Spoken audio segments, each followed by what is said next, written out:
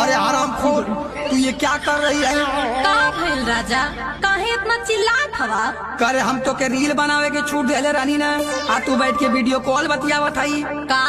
हाँ नाही राजा।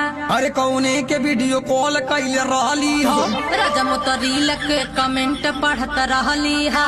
देखा अब हमके इतना ज्यादा मत सिखावा तू। अरे राजा तनी शांति से बतियावा तू। झूठ देहले का नतीजा तो सर पे चढ़ गईली। अरे राजा देखा मो कितना आगे बढ़ गईली। अरे तो के हम का समझ लिया, तू का निकल गईली।